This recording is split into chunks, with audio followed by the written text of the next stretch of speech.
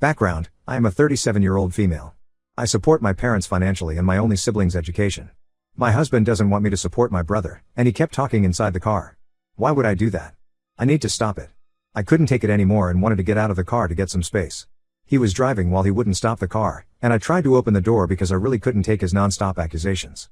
So he stopped the car in the emergency lane and left me stranded there in the cold weather. I thought he was going to come back after a while, but he didn't show up. A police officer came by and took me to the nearest town. I had to call Lyft from there to our home. To make it clear, I am an immigrant in the US. I had an arranged marriage with my husband 10.5 years ago. We are both from Southeast Asia. My husband's only qualification to marry me was that he was a US citizen and used to work in a restaurant as a host in New York while I was a graduate of medical school. Literally, I was a doctor in my country, and I didn't want to marry him because of his educational qualifications. To me, it meant nothing that he was a US citizen.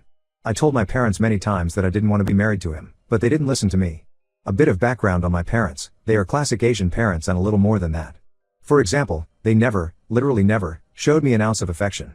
My mom was unhappy that I was a girl, her firstborn, so she used me as a dumping ground for her frustrations. She used to beat me every day, sometimes even 2-3 times with bamboo sticks. Sometimes she would keep beating me till it was broken. Then, when my dad came home, she would complain to him, and he would verbally abuse me. So that was my childhood, but my dad would buy me expensive dresses, let me study, and make sure that everyone knew we had money. But my dad would remind me that if he didn't have to spend money on me, he would be richer than he was. When my brother was born, he was the apple of my mother's eye. I was 6 years old when he was born. I think my torture worsened after he was born, but I never had any negative feelings towards my brother. I helped raise him and even protected him from my parents' anger when they were, very minimally, angry at him. Let me remind you that my dad sponsored my medical education and sent me to a private medical school because it would bring prestige to him and I would be a money-making machine. However, when I said I had no saying in my marriage, it was true. Either that or I would have to leave my house because there was a chance my dad would have a stroke.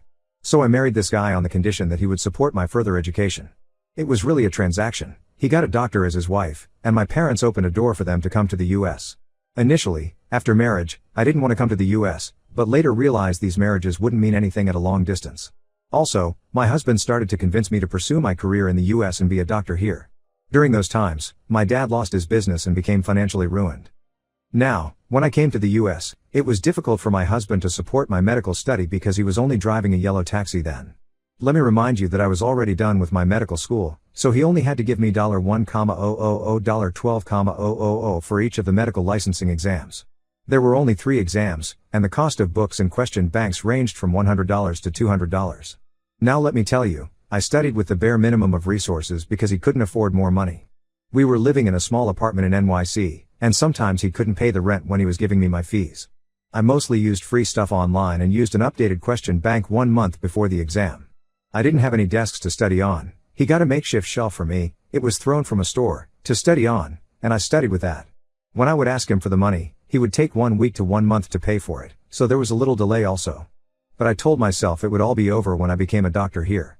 He also paid for my travel during my residency interview and 1 rotation out of state.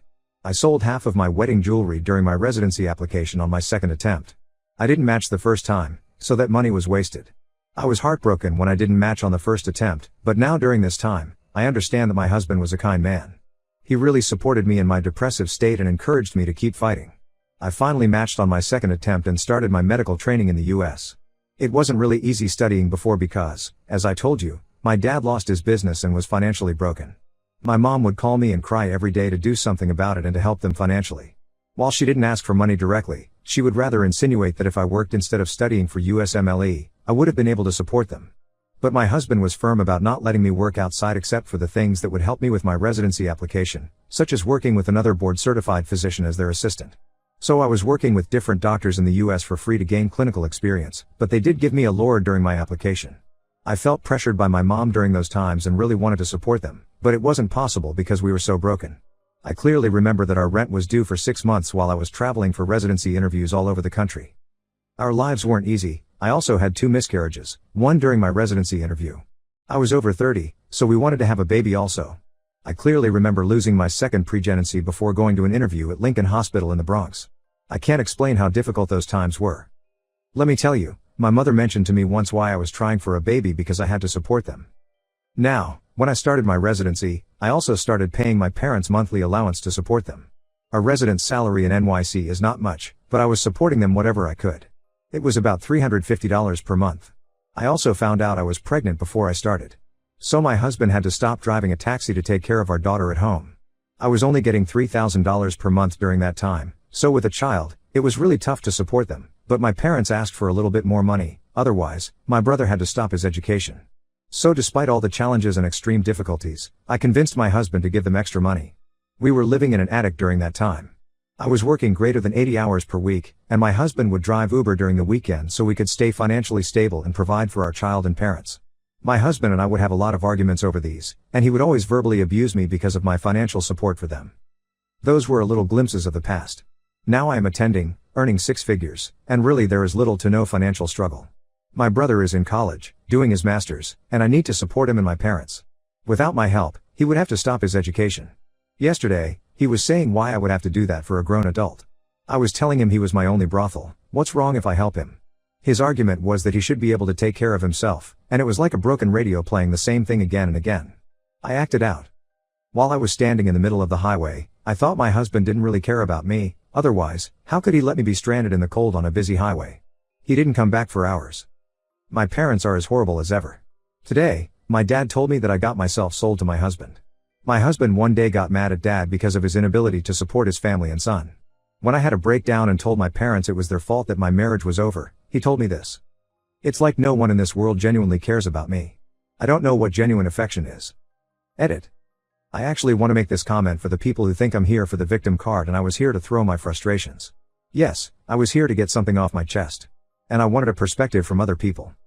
Now for people who think my husband is a great guy and I am the one who used him, this is for them. I commented before, but this is for everyone. Let me give you a rundown of the expenses for my parents and brother, probably around $500 per month. During the holidays, probably another $250. I started this after I started residency, and now I earn more than $10,000 post-tax. Now my husband is a rich man. You all think he was driving a taxi in NYC, so he was poor. Nope. He has a lot of properties back home. One property in the capital is worth $1 million in the US. He has 6 siblings, all of them living there free of rent and free of utilities because utilities come from the tenants. The total expense for his siblings per month is probably more than $1,000. He doesn't earn a penny from that property because all of it goes to maintenance. Other properties are either left alone or his brothers use them for earning.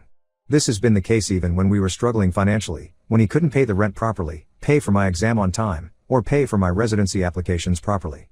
Did you all read that I sold my wedding jewelry for my application? He never brought a single penny from back home to support us, even when we couldn't pay for our living expenses. Now let me give you the irony. All his brothers are of similar age, and he has one sister who lives on his property as well as his husband and kids. I probably told him once or twice to have money from back home when we were struggling, but he never would. He told me that in order to survive here, I would have to do it the way he wants me to. I never brought it up and made peace with it. So what is wrong if I support my brother and parents when we are financially well off? You all think that he would win if I divorced him, because he would get half of what I have. What you don't know is that I would win because he is still richer than me, counting all his properties back home. His hypocrisy is what led me to try to jump from the car. He supported me, yes. I'm thankful for it, but I'm not leeching from him. It's for my mental health and peace. I just want to give money to my parents and brother and be done with it. But my husband doesn't want me to give money to my brother, specifically my brother. Do you understand the issue here now? And I'm still poorer than him compared to his properties and everything back home. I just wanted him to be a little understanding for my peace. That's it, nothing else. I never had any issues with him supporting his siblings when we were struggling here. Why does he have issues now that I am earning money and we are in a good position financially? He has this messed up mindset where he wouldn't bring any money from home. This is why I was saying that he doesn't actually care about me but about my potential to earn money. Yes, I'm here to vent my frustration, and I'm looking into therapy. And yes, I try to avoid arguments and conflicts as much as possible.